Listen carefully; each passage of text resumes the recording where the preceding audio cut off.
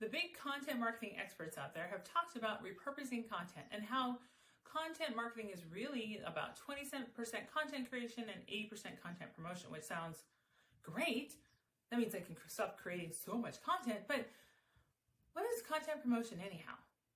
I'm Brandy Lawson with Fiery Effects, and today we're chatting about content repurposing and how to go about doing it.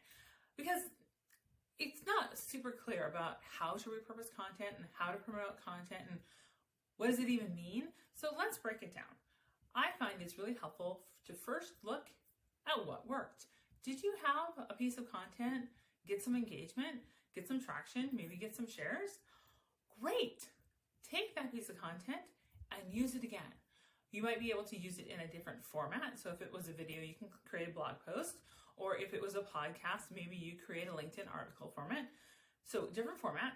You can also take a slightly different angle on it.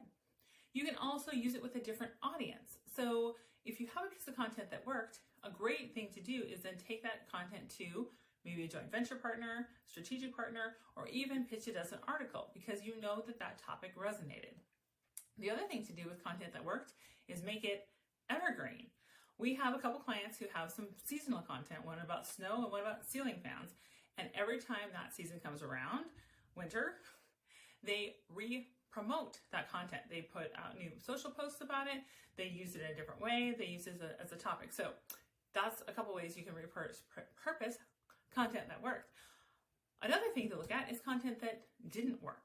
So this might not be as obvious, but maybe that poor little piece of content, it just needed a different angle, or maybe it needed a different format, or maybe it didn't get the promotion love that it deserved in the first place. So if you had a piece of content that sort of fell flat, take a moment to re-examine it, maybe re-angle it, or just go back and re-promote it. So talk about it again on social media, maybe make it into a LinkedIn article, give it a little bit more love and see if that can become another piece of successful content for you.